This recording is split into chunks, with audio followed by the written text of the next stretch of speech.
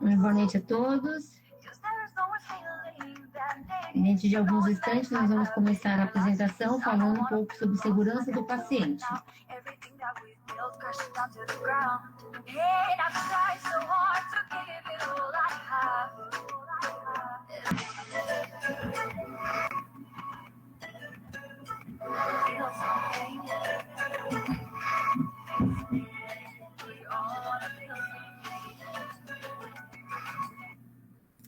Boa noite a todos. Vamos começar então. Hoje nós vamos falar sobre um tópico muito importante, lembrando que nós estamos no ano mundial sobre a segurança do paciente, e aí nós escolhemos esse assunto hoje bastante pertinente, porque eu acho que é de grande interesse dos instrumentadores cirúrgicos, de todos os outros profissionais da área da saúde que atuam para poder melhorar a qualidade do atendimento do paciente no ambiente hospitalar. Começando a nossa série Desvendando a Instrumentação Cirúrgica, nós vamos começar com este post falando se a segurança do paciente, para vocês, é uma tendência ou simplesmente uma moda?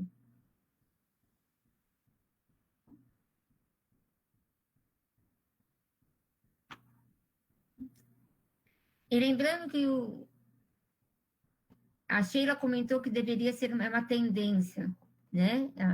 Modas são aquelas coisas que passam, né? A gente aplica, se empolga e perde a funcionalidade.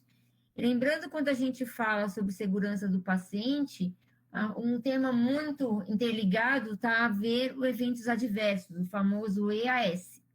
Então, para mim poder entender se a segurança do paciente basta uma tendência ou um modismo, né?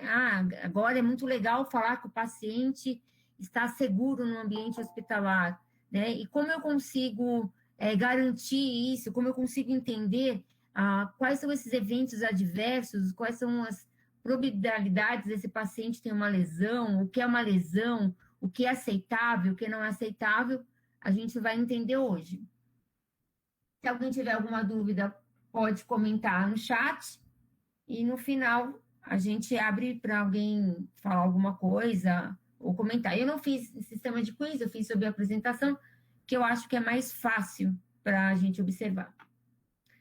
Lembrando que na linha do tempo, nós temos vários profissionais que ao longo do tempo trabalharam e desenvolveram a sua vida a favor da segurança do paciente, né? Eles criaram vários recursos e várias técnicas que favorecesse que o objetivo maior, que era o zelar e o cuidar do paciente, pudesse ser alcançado. Né? Então, isso se desenvolveu desde 460 a.C. até os anos 2000, quando foi se criado, então, a normatização da segurança oficial do paciente. Para a gente poder compreender esse tema, nós temos que entender o que são eventos e o que são circunstâncias. Eventos ou circunstâncias que poderia ser o resultado ou resultou um dano desnecessário ao paciente. Pode ser oriundo de atos intencionais ou não intencionais, ou seja, quando o profissional age sem saber a obrigatoriedade, a intenção, o que isso pode acarretar para o paciente, né? Temos que lembrar que os erros são a definição de não intencionais. Quando eu tenho um erro, porque eu estou numa fase de aprendizado, que eu estou tentando me adaptar, eu não tenho conhecimento. Normalmente, os erros são mais comuns em fase de estágio. Por isso que a gente fala da grande importância do aluno estagiário em hospitais que tem um supervisor de instrumentação cirúrgica qualificado, porque o aluno, por si só, ele tem a base teórica, ele tem uma parte prática antes de ir para campo, porque é inaceitável um aluno ir para campo sem antes ele ter o domínio da parte prática, né? Ele ter o conhecimento básico da paramentação, escovação, a montagem de mesa. E aí, na hora que ele está na parte prática do estágio, com a equipe cirúrgica, ele é passivo de erro, sim, porque, assim como ele ser um ser humano, ele está com algumas partes emocionais mais pré-estabelecida, ele está ansioso, tem outras situações, e é por isso que a necessidade de um supervisor para poder acompanhar qualquer estágio na área da saúde, para que ela defina e perceba se realmente esse aluno está apto a continuar a exercer, a continuar o curso, ou se ele precisa de outro embasamento, ele precisa melhorar e aprimorar. Os riscos são as probabilidades do incidente ocorrer. Então, todo mundo sabe, quando a gente está em ambiente hospitalar, nós temos os riscos eminentes. Existe uma incidência, pode ocorrer? Sim. Né? Tanto que nós todos sabemos que quando o paciente vai para a sala cirúrgica, antes dele ir, normalmente, ele assina um termo de consentimento garantindo e aceitando o risco iminente de vida. Né? Ele sabe que ele está em ambiente hospitalar, que ele vai ser operado, que existem alguns riscos por conta da cirurgia ou por um ambiente propício, e aí ele aceita esse risco para poder ser operado. Lembramos que o incidente ele pode ter algumas fases. Pode ser de circunstâncias notificável, minutinho, near miss, incidente sem dano, incidente com dano ou eventos adversos. Então, quando a gente vai falar sobre incidentes, as situações que pode acontecer em ambiente hospitalar, nós temos que lembrar que nós temos 4 fases diferentes, circunstâncias diferentes que devem ser avaliadas. Nós temos as circunstâncias notificável, né? É um incidente com potencial do dano ou lesão, ou seja, um desfibrilador numa sala de emergência que não está funcionando. Então, eu verifico que na determinada situação o material não está corretamente, não parou de funcionar por algum motivo, eu faço a troca, procuro, é óbvio, primeiro eu vou dar assistência para o paciente, mas eu faço a notificação, eu vou comunicar que o equipamento utilizado não teve os fins realizados por falta de manutenção ou risco, o material está danificado e sendo observado no momento. Eu tenho as situações near miss, que é um incidente não atinge o paciente, ou seja, prever a situação, mas isso não ocasiona nenhum dano ao paciente, então o paciente não vai ser lesionado. Poderíamos citar uma bolsa de sangue que foi conectada no paciente errado. Este incidente foi detectado antes de ser infundido, ou seja, o material foi para uma sala cirúrgica e esse material não condiz com aquele paciente, né? Principalmente a bolsa de sangue. Então, eu consigo que a equipe que esteja atuando lá, o enfermeiro, o anestesiologista, ele vai observar essa bolsa, ver que teve um erro, e aí ele não vai colocar no paciente e instalar, sabendo que é um risco que não é daquele paciente. É a mesma coisa quando a gente pega o material com data de validade vencida, ou próxima da data de validade vencida. Então, o instrumentador, ela tem essa responsabilidade. Eu consigo olhar o material não é apropriado, tem algum dano, alguma coisa, eu não levo para a mesa cirúrgica, eu não autorizo esse material a entrar em ambiente estéreo, e aí é feita uma notificação e é feita a troca do material. Então, near miss seria isso. Eu tenho os incidentes sem dano. É um incidente que atinge o paciente, mas não causa dano. Uma bolsa de sangue conectada ao paciente errado, nada acontece com o paciente, sendo que se a bolsa for condizente, né? Então, ou seja, se o paciente é AB positivo, ele recebe uma B positivo, e aí não terá os problemas. Se a gente sabe também, se tiver incompatibilidade, pode ocasionar algum dano. Mas não é tão grave como algumas outras lesões ou medicação incorreta, o paciente tem uma alergia a uma medicação e é aplicada essa medicação, né? E nós temos os incidentes com danos, que é os eventos adversos.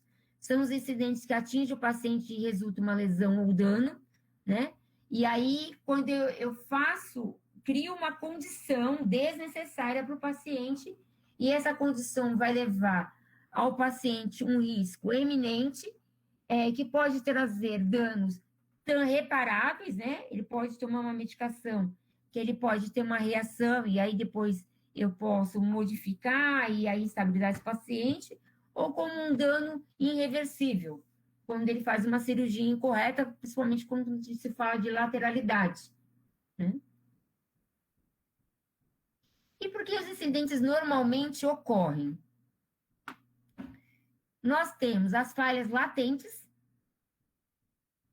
que são combinações de fatores dos quais se originam diferentes níveis do sistema. Eu tenho as falhas ativas, são atos inseguros cometidos por quem está em contato direto com o sistema, um deslize, os lápis, um engano.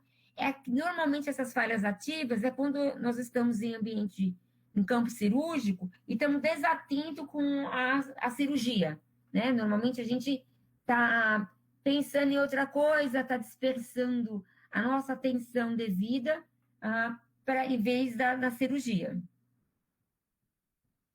Nós temos os atos inseguros cometidos por quem está em contato direto, então essas são falhas ativas, né? Eu me enganei com o material, eu não observei, eu tive um lapso, eu esqueci que precisava de determinado material. Nós também lembramos ressaltar que na sala cirúrgica, principalmente no intraoperatório, o tempo é uma coisa muito importante para o paciente.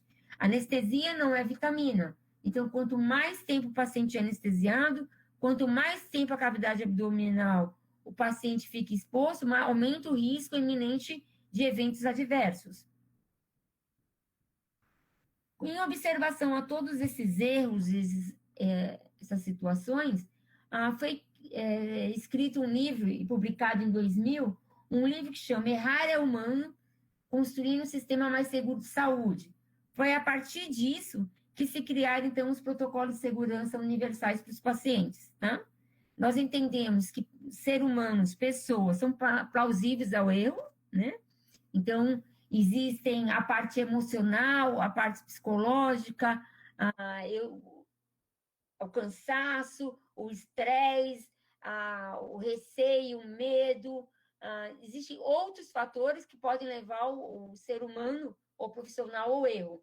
Mas nós também começamos a entender que a partir do momento que eu comecei a perceber que algumas condutas poderiam antecipadamente ser prevenidas por alguns protocolos, então começaram a criar o protocolo de segurança do paciente, porque eu crio, então, normas e protocolos que definem ações de como elas devem ser realizadas, independente do lugar, do estado, do país, que garantam que esse paciente efetivamente reduza o risco. Lembrando que os protocolos de segurança do paciente não anulam o risco iminente à falta de segurança do paciente, mas elas reduzem certamente quando bem aplicados. O queijo suíço tem camadas de queijo, é um modelo explicativo que permite essa abordagem sistêmica, né? Quando a gente fala sobre eventos adversos de segurança do paciente, são protocolos sequenciais e habituais que o profissional, seja ele desde a internação até a saída desse paciente, vai ser aplicado para garantir, sim, que se em algum momento algum dos profissionais, por algum lapso ou desatenção, não observe determinado ponto que é importante para esse paciente, se reveja, então, um protocolo e se atenha, então, esse protocolo corretamente. E quais são esses fatores? Pode ser desde o jejum do paciente, a medicação, a anamnese, a lateralidade, qual equipe que vai ser operado, né? Então, são alguns exemplos que normalmente nós, instrumentadores cirúrgicos, já nos deparamos e sabemos que isso é de imensa importância, que pode ser prevenidos e precavidos. E isso que eu gostaria de lembrar a vocês, que apesar de todo o sistema institucional da saúde prever que a segurança do paciente começa desde a internação desse paciente, ou seja, perguntas pertinentes a essa situação, serão revistas constantemente até, principalmente ele chegar na sala cirúrgica. Volto a relembrar vocês e alertar que o instrumentador faz parte desse protocolo e é por obrigatoriedade ele fazer parte desse time-out, desse checklist, dessas observações pertinentes na sala cirúrgica. Tá?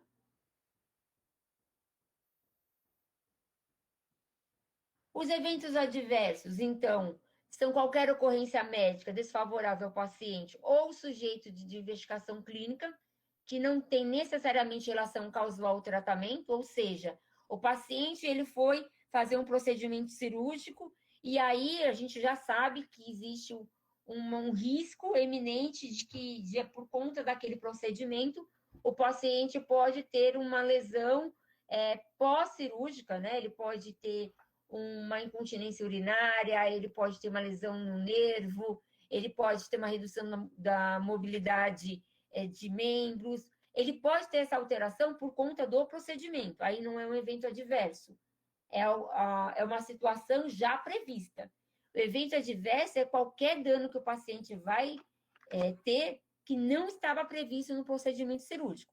Uma lesão por queimadura de placa de bisturi, né? Uma alteração de mobilidade de ombro por falta de posicionamento, uma reação alérgica, e aí o paciente entra no choque anafilático por conta de falta de observação de alergia medicamentosa, né? Uma infecção hospitalar por contaminação, e isso não estava previsto, correto?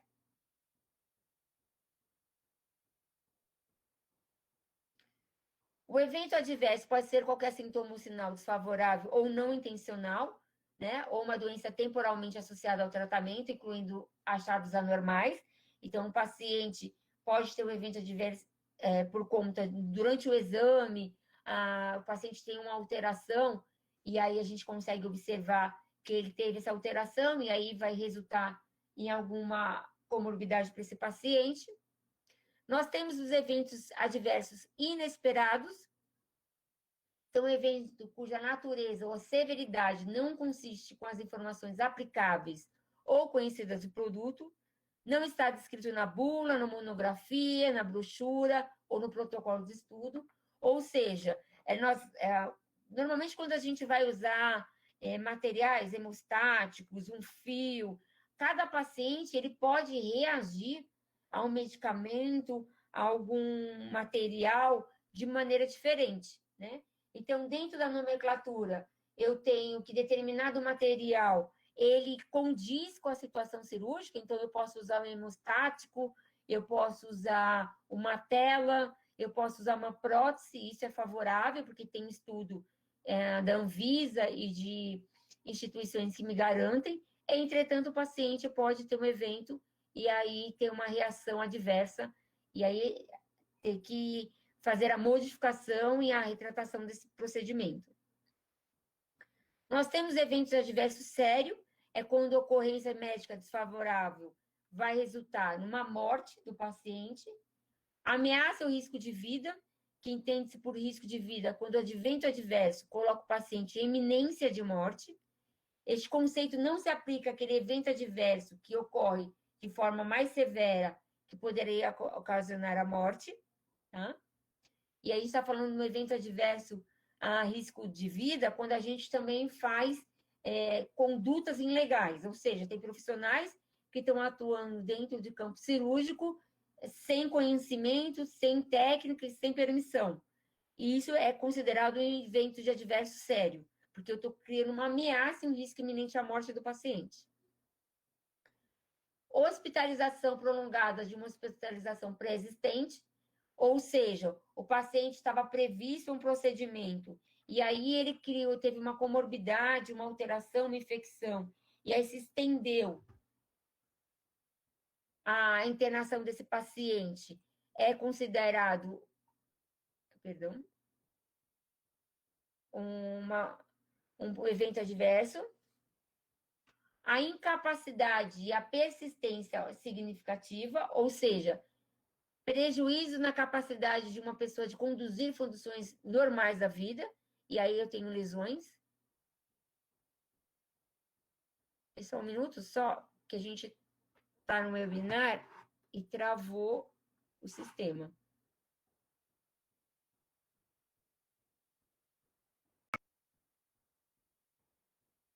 Ok.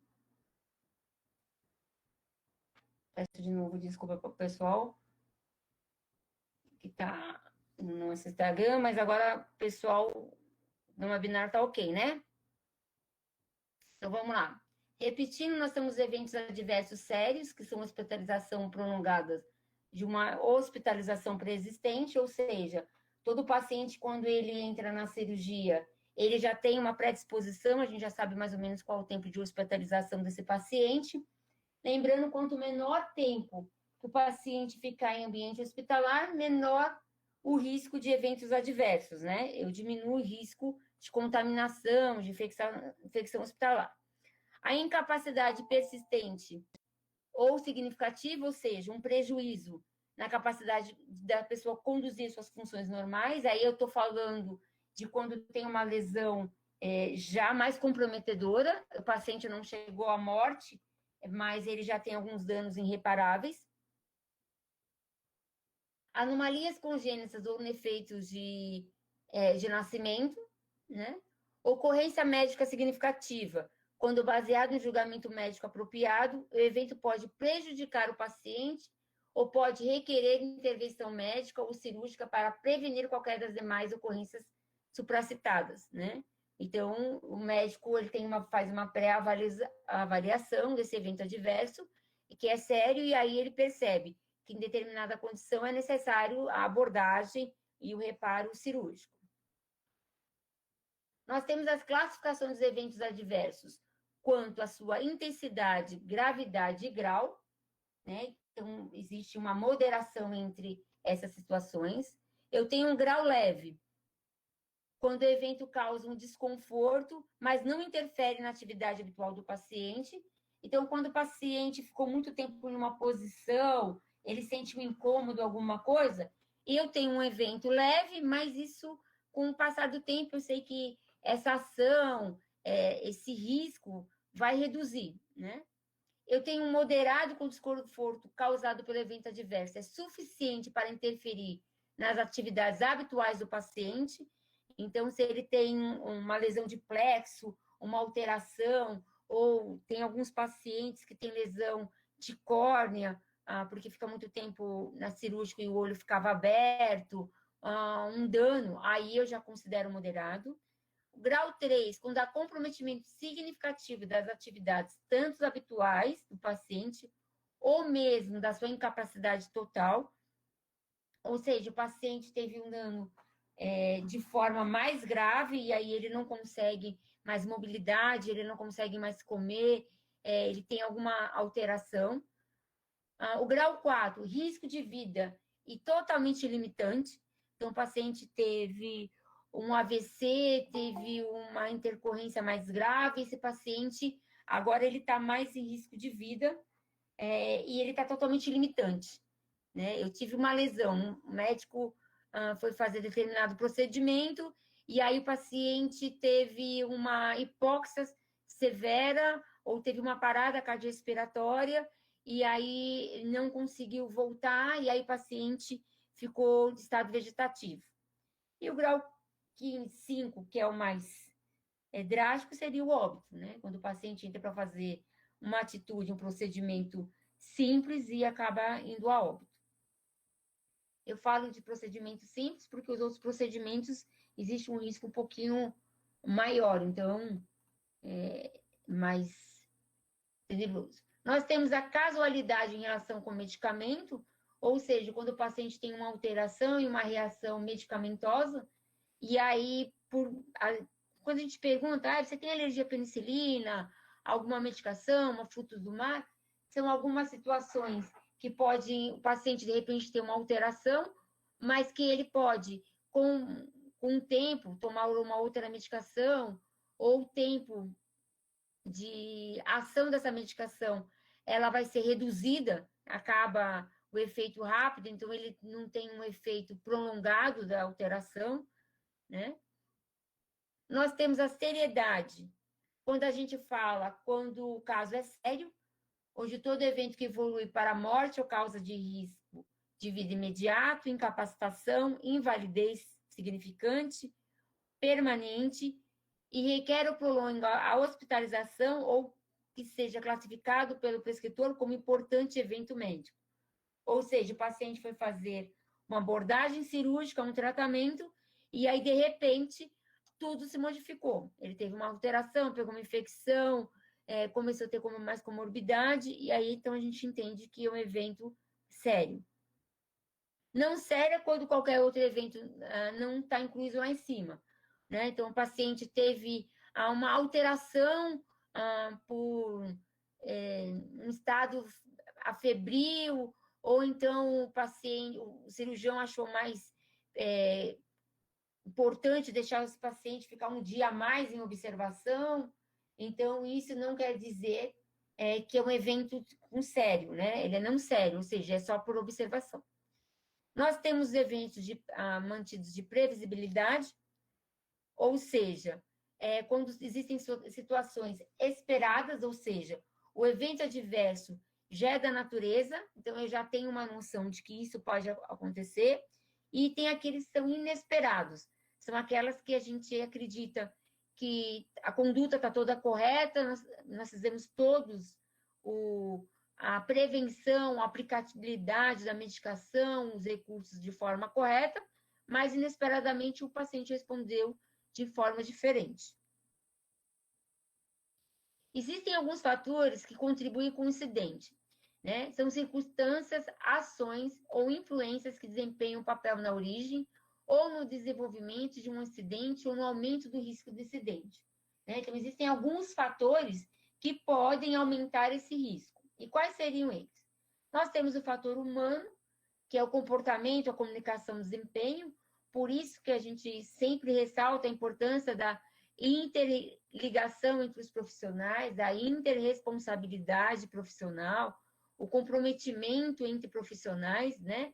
Quanto mais pessoas estão conversando e estão observando uma situação e tendo o mesmo comprometimento com a mesma ação, diminui o risco iminente adverso ao paciente. Fatores associados ao sistema do sistema, que é o ambiente de trabalho, como a maneira pelo qual e a situação que a gente tem, e os fatores externos, que são fora de controle da organização do paciente, não aderência ao tratamento, conduta, são aqueles momentos que a situação estava toda prevista, mas por algum motivo, alguma razão, a coisa não aconteceu da maneira esperada. Os fatores humanos podem ser engenharia de fatores, os estudos, o erro humano, né? A impossibilidade, a falta de atenção, o não comprometimento, o desleixo do profissional, ou até algumas situações que acabam criando protocolos incorretos, né? Então, assim, quando eu vou passar o plantão e a gente fala de instrumentação cirúrgica, mas a gente tem que lembrar que em alguns momentos, algum instrumentador cirúrgico ele vai ser rendido para um outro profissional. Às vezes eu tenho um compromisso ou teve alguma intercorrência, eu tenho que passar esse plantão para quem vai entrar em campo comigo e orientar como que está a situação, como que está o material, qual é o tempo cirúrgico que a gente está, qual é o material que vai ser utilizado, até porque tem algumas cirurgias também que são muito prolongadas, né? Então, é necessário a troca do instrumentador em alguns momentos.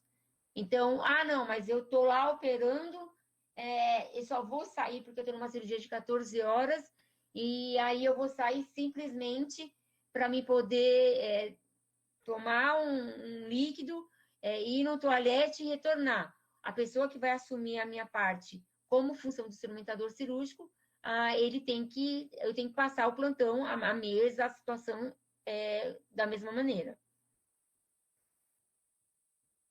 Lembrando aqui um dos fatores que um tempo atrás foi notificado, que foi a morte por vaselina, né? Que a medicação aplicada numa criança foi por conta de que existiam dois materiais com a embalagem muito parecida, com o rótulo muito parecido, e no momento de estresse foi induzir o profissional ao erro, mas isso, lamentavelmente, criou um dano irreparável e a pessoa veio a óbito, né? Então, a gente é muito comum, principalmente quando a gente está na sala cirúrgica, atuando como instrumentador cirúrgico, parar e observar o que estão sendo entregue para você, principalmente medicação. O instrumentador cirúrgico, ele pode aspirar a medicação, né? Mas ele não pode aplicar essa medicação, né? Então, eu tenho que observar. Então, quando o circulante de sala, ele vai me entregar uma droga para mim aspirar, eu tenho que ressaltar se a medicação solicitada pelo cirurgião é a mesma que está na embalagem antes de aspirar. Eu tenho que lembrar também que um risco muito importante é que se eu tenho drogas na minha mesa, eu tenho xilocaína, marcaína, eu tenho algumas soluções e eu tenho um contraste na mesa, eu tenho que criar um ambiente propício para me saber como eu consigo identificar essa medicação de maneira favorável e rápido na mesa, para não ter a troca. Então, eu observo, eu sei que na minha cúpula eu tenho contraste, na minha cuba rim eu tenho uma seringa com xilocaína. Eu tenho que começar a ficar mais atenta. Porque o problema na sala cirúrgica é que o instrumentador cirúrgico ele não consegue anotar algumas coisas. Eu não consigo pegar uma seringa e fazer igual o anestesiologista, colar uma etiqueta falando que aquele material é vaselina, é xilocaína. Então, por isso, atenção na hora tanto de aspirar a medicação, como entregar para o cirurgião.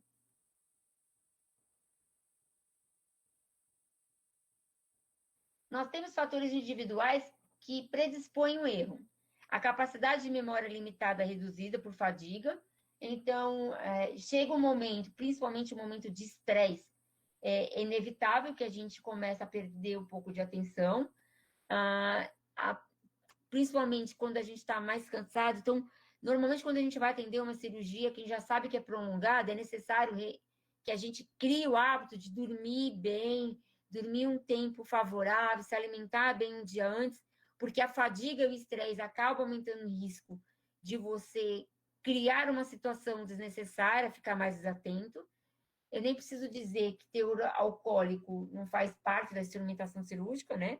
Então, para os instrumentadores que pensam trabalhar em emergência, já pode esquecer o hábito de beber alguma coisa, porque a gente tem, o instrumentador é olho e ouvido da equipe, é a segurança, então eu tenho que ficar atento tanto com a parte técnica, como também a parte onde a circulante está, onde está o material, a dinâmica da sala cirúrgica. O estresse também acabam criando problemas. Então, se eu estou com uma equipe muito estressante, se eu não tenho conhecimento, se eu começo a ficar mais fadigada, fico com mais medo, com mais receio, e aí aumenta o risco de eu fazer um erro. Fome, isso não quer dizer que é para vocês comerem tudo antes de entrar na sala cirúrgica, né? Porque a gente tem que lembrar que se a gente se alimenta demais, toma muito líquido, em alguns momentos a gente não pode sair. Doenças, fatores de linguagem cultural, então eu preciso saber algumas situações culturais, né? O paciente é dessa maneira, o cirurgião tem um hábito de determinadas coisas, então a gente tem que ter mais receio. Atitudes perigosas, então é aqueles momentos que todo mundo quer ser MacGyver, né? Quer inventar uma coisa que é incorreta, criar uma situação. Eu sei corrigir, reparar uma pinça. Sala cirúrgica não é ambiente para poder você reparar material, não é? Se o material veio danificado, se o material não está correto, esse material tem que ser devolvido e ser feito a troca. Lembrando que se eu sei que em algumas instituições eu tenho uma precariedade de instrumentais, principalmente de especialidade, a minha observação é sempre abrir a mesa, montar ela com os materiais essenciais e primordiais, checar a funcionalidade desse material e aí sim autorizar então o paciente a ser anestesiado. Fora disso, a gente está colocando o paciente em risco.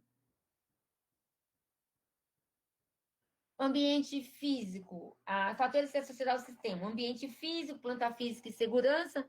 Então, nós vamos ter salas que são extremamente espaçosas, que a gente consegue se movimentar. Existem salas que vão ser mais limitantes. Cultura organizacional, Ou seja, o hábito de todo instrumentador achar que quem instrumentava 20 anos atrás tem a palavra formal e não mutável, né? Ah, o que eu fazia é aplicável até hoje. Não, tudo é modificado. Eu tenho que entender que dentro da organização, dentro do sistema, existem readaptações.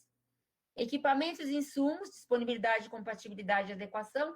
Volto a lembrar, toda vez que eu troco o material do cirurgião, troco o que ele vai utilizar, eu modifico a técnica que induz o cirurgião ao erro. Logo, se o paciente tiver um evento adverso, eu respondo legalmente por esse evento adverso.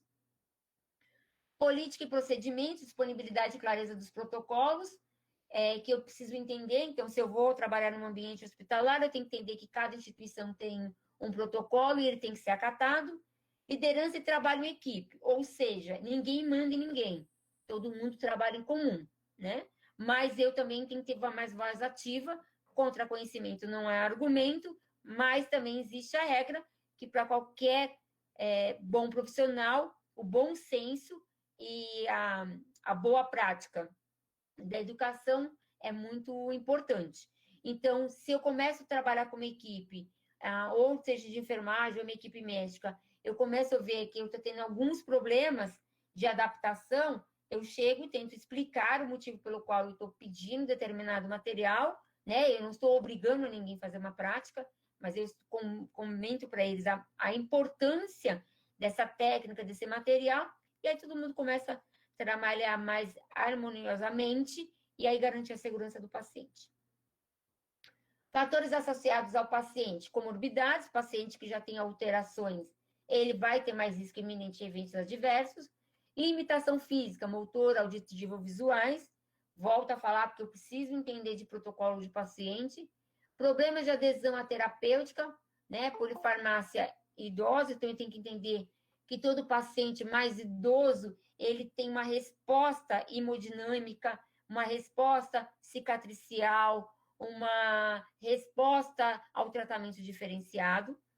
Comportamento agressivo e distúrbios mentais, né? Então, existem alguns pacientes que já têm alterações naturais, psiquiátricas, então, existem alguns pacientes que nós vamos atendê-los em risco iminente, porque estavam drogados, porque atendiam via pronto-socorro, então a gente tem que entender que existem algumas alterações e aumentam eventos adversos, porque neste caso eu não consigo avaliar uma anamnese correta, porque o paciente já tem uma confusão mental, ele já tem uma alteração, então a gente tem que ater a necessidade de garantir o risco reduzido, mas garantir a permanência da segurança desse paciente e a vida.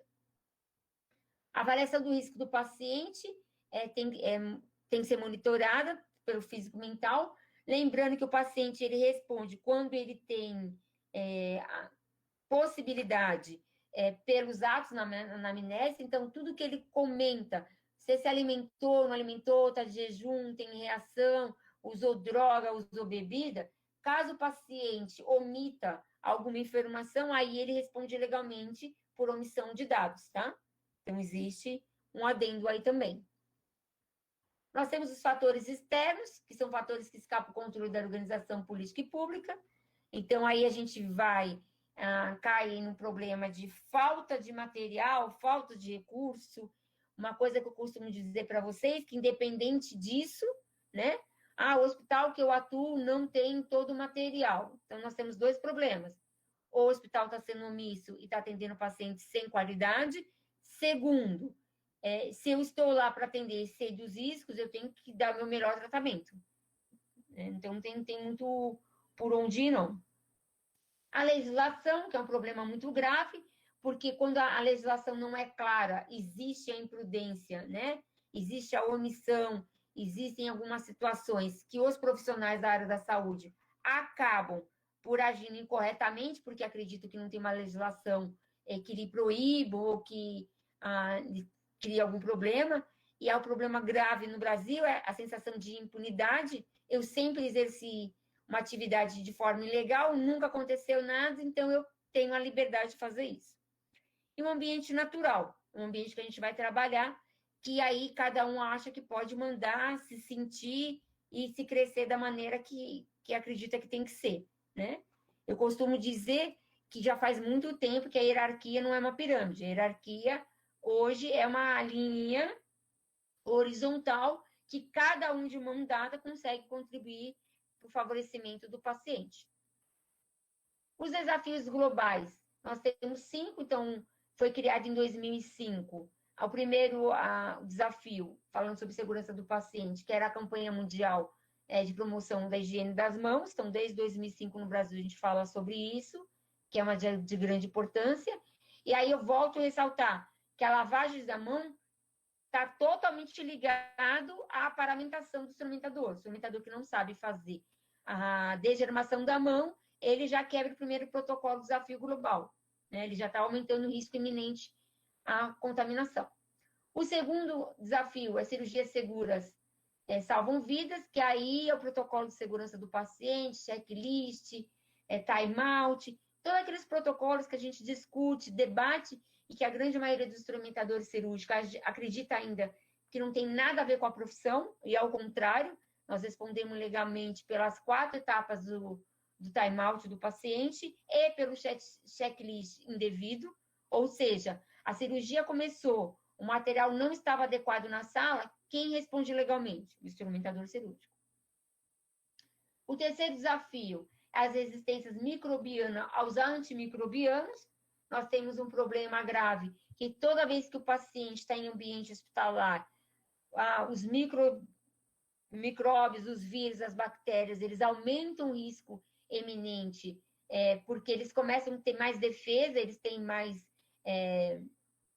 suscetibilidade. Então, quando você toma uma medicação há muito tempo, você começa a ter uma resistência maior. Então, se um paciente entrou para fazer um procedimento e ele pega uma bactéria altamente resistente, o risco de que a cirurgia, a evolução desse paciente aconteça de maneira favorável, começa a reduzir.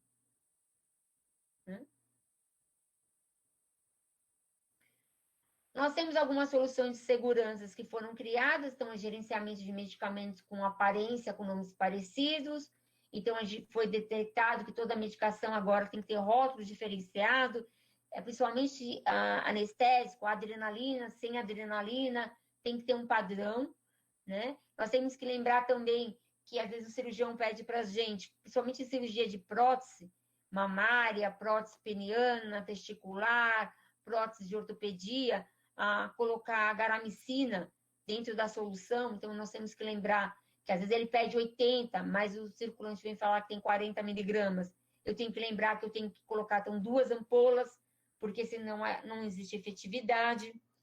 A identificação do paciente. Eu tenho que lembrar que tem vários pacientes em ambiente hospitalar, e às vezes a gente está num plantão com 5, 6 procedimentos, então eu tenho que me ater, ver quem é o paciente que está entrando, qual é o procedimento, né? Não é uma coisa mecânica, né? Eu vou e vou agindo, não. A gente está lá para poder garantir a segurança. Terceiro, promover a comunicação adequada durante a transferência da responsabilidade do paciente. Então, eu tenho que lembrar que todos os dados pertinentes ao paciente faz parte de toda a equipe, desde o instrumentador, a equipe de enfermagem ao médico. Então, a gente tem que observar, perceber, entender, ficar atento a todos os dados eminentes desse paciente. O instrumentador cirúrgico, ele tem acesso ao prontuário do paciente na sala cirúrgica, então eu consigo olhar um exame, olhar uma reação, saber alguma alteração desse paciente quando o paciente entra em sala. Realizar o procedimento correto na parte correta do corpo, isso é muito importante, por isso a obrigatoriedade de demarcação da lateralidade, principalmente dos pacientes que vão ser submetidos a cirurgias que tenham lateralidade, e isso é feito pelo cirurgião, com o alvo normalmente lá no pré-operatório, não pode ser feito na sala cirúrgica, porque o paciente já tomou pré-anestésico, e aí, legalmente, o paciente, ao responder sobre a lateralidade, não tem mais veracidade legal, né? Por isso que é feito antes do pré-anestésico, a demarcação pelo cirurgião. Controlar soluções eletrolíticas concentradas, foi o que a gente comentou, a necessidade de saber quais são as medicações que vão ser aplicadas, o que está em solução, como é feita a diluição.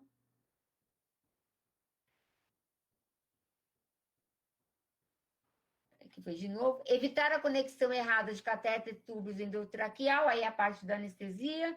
Usar uma única vez dispositivos para injeção ou dispositivos de uso único. Melhorar a higiene das mãos com prevenção. Ou seja, nós começamos o protocolo de solução falando sobre higienização de mão e paramentação e encerramos a solução também com o mesmo tópico. E quais são os eventos adversos no ambiente cirúrgico mais comum? Alguém quer comentar alguma coisa para me respirar?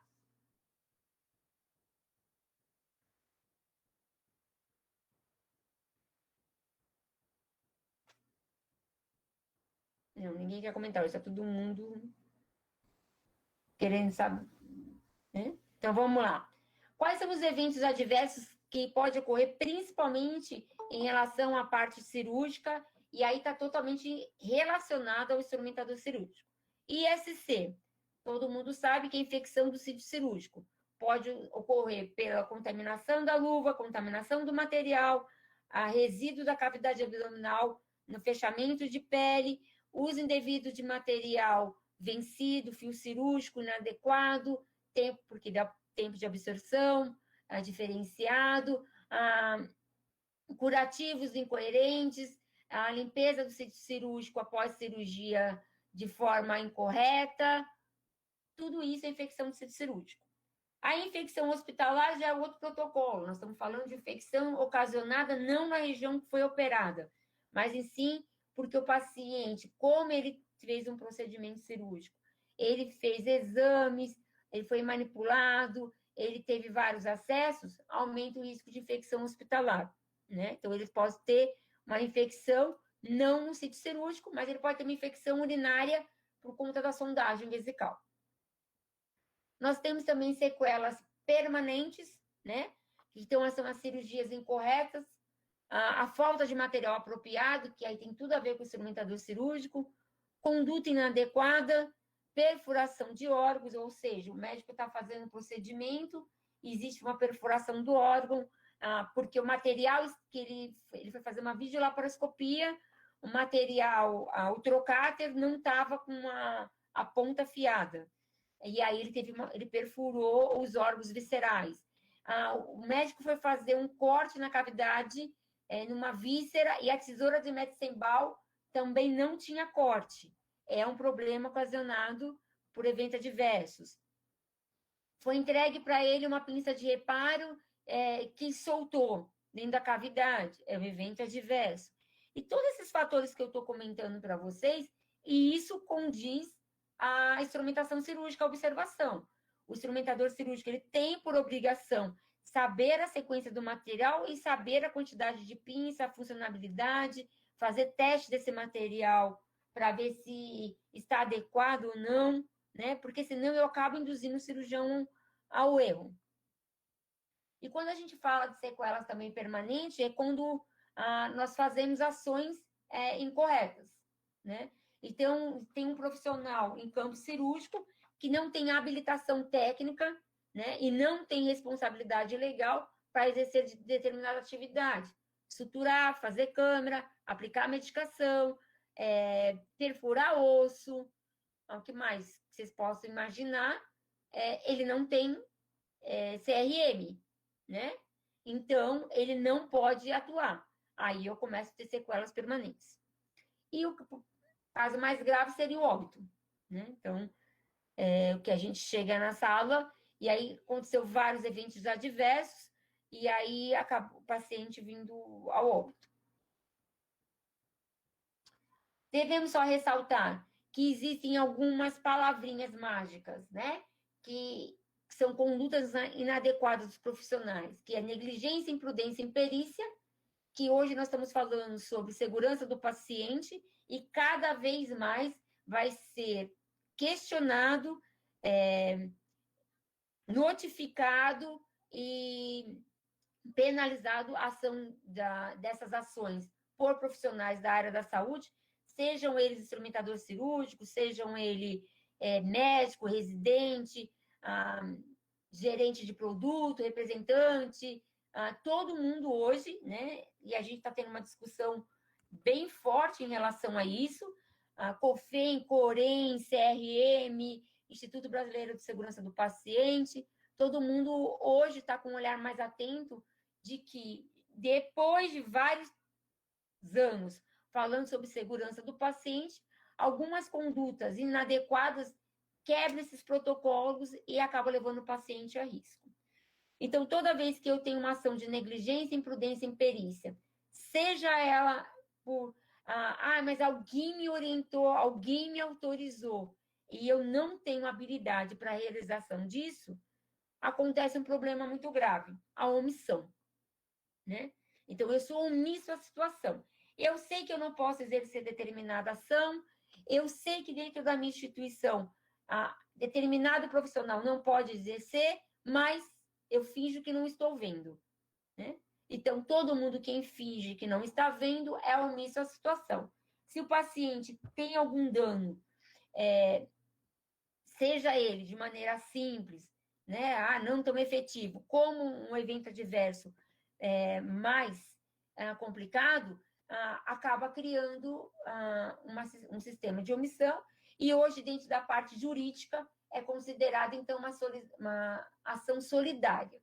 O que seria uma ação solidária? Quer dizer que eu, agindo de maneira imprudente, por imperícia, por negligência, né, ou sendo omisso à situação, eu vou lá e exerço a função, mesmo com respaldo legal do meu chefe. A partir do momento que o paciente processa a instituição, a partir de agora, gostaria só de alertar todo mundo, o que acaba acontecendo? A partir que essa ação judicial seja aprovada, né? E aí, diante do juiz, dê como validade, e olha que eu posso garantir para vocês que é muito fácil hoje o paciente processar uma instituição, uma equipe médica, principalmente por conta das redes sociais. E essa ação foi plausível, e aí o hospital tem que pagar a indenização, o cirurgião tem que pagar a indenização, e agora o instrumentador cirúrgico, ou o profissional que foi omisso à ação, também vai ter que pagar a ação solidária. Ou seja, se o juiz determinar que o pagamento é vitalício para esse paciente, o instrumentador vai trabalhar para poder ajudar a pagar a ação solidária. Outra coisa que vai ser colocada agora no final do comecinho do mês que vem, é que todas as instituições ou qualquer profissional que induza, né, algum profissional a agir de forma por negligência, por incoerência, por imprudência, ou seja, eu ensino o instrumentador, eu tenho uma escola, eu ensino o instrumentador a suturar, eu ensino o instrumentador a fazer câmera, eu ensino o instrumentador a manipular determinado material que é inadequado, né? O que acaba ocasionando, eu como profissional, entre parênteses, sendo docente, responder legalmente também por uma ação solidária, porque eu estou induzindo esse profissional a fazer uma prática ilegal. Então, amanhã ou depois, esse meu aluno pode falar assim, olha, mas eu fiz determinada condição porque eu aprendi em determinado lugar. Então, eu gostaria de alertar todo mundo, né, principalmente agora que está muita live, muita aula, muito curso, um montão de gente dando aula de qualquer coisa, começar a entender que quando o educador ele parte do princípio de educar e treinar um outro profissional, ele responde legalmente também pela a contribuição de formação desse profissional.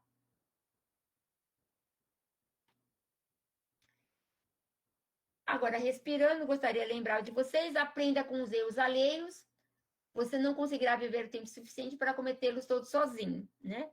A grande... vamos compartilhar. Acabou meu... gente, um minutinho, só que eu vou segurar aqui, pessoal, só para finalizar bonitinho. Tá todo mundo vivo aí, gente? No... Sim. Sim. Gente, vocês não falaram nada.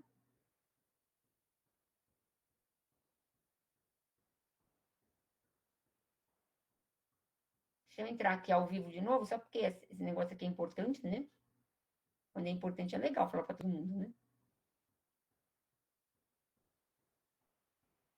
Falei rápido demais hoje?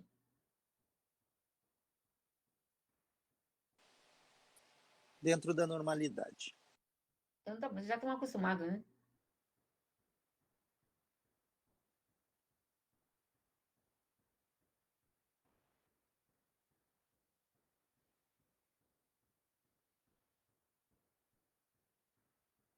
É um minutinho só que a gente já continua.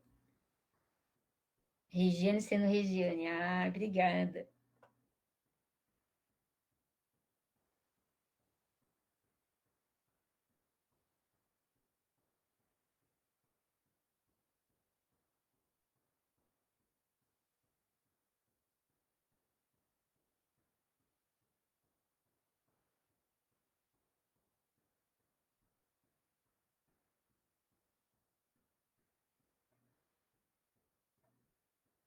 Um minutinho só que o pessoal tá entrando no Instagram. Que é sacanagem finalizar sem metade, né?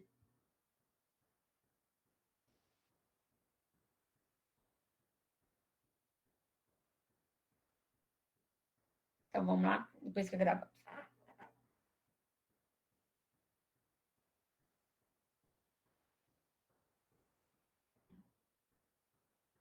Então, finalizando o tema que a gente comentou, eu comentei que aprenda com os erros alheios, né?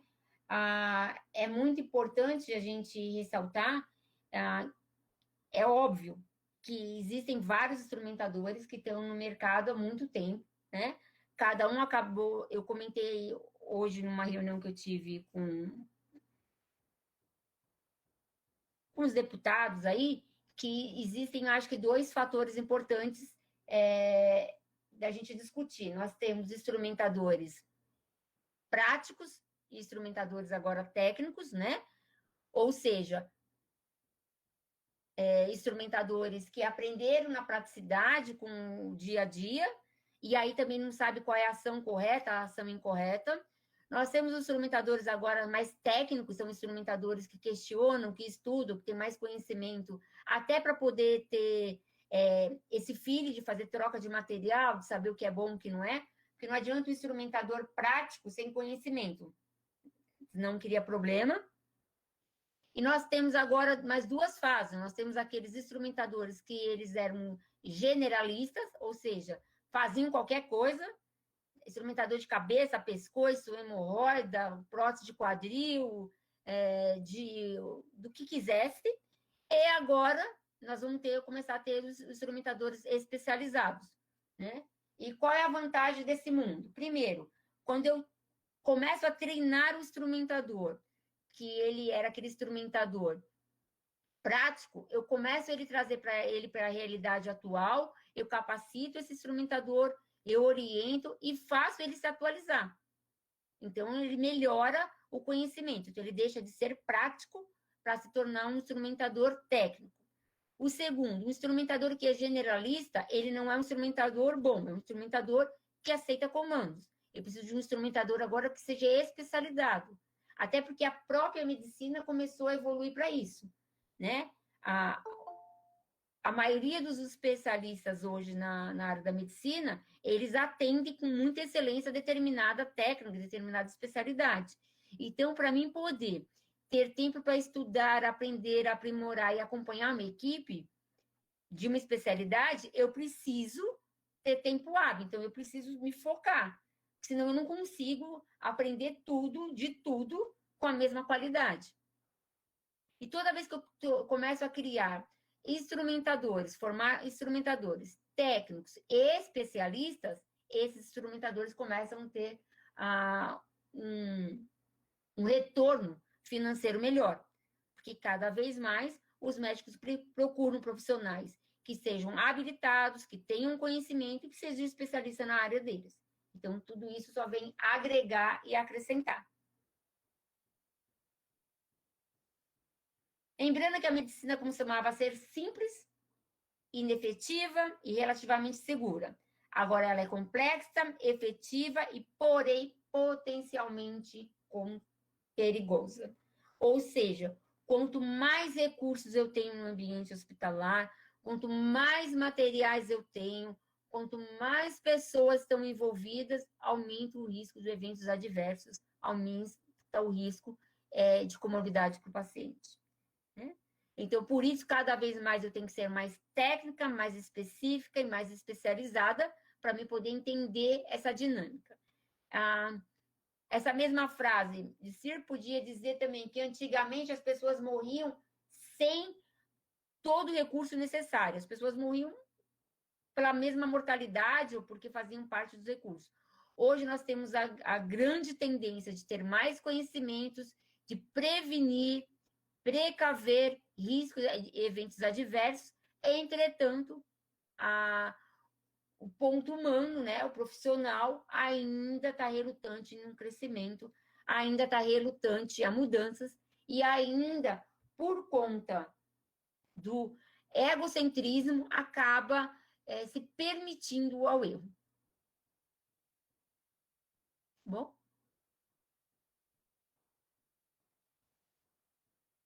Alguém quer comentar alguma coisa?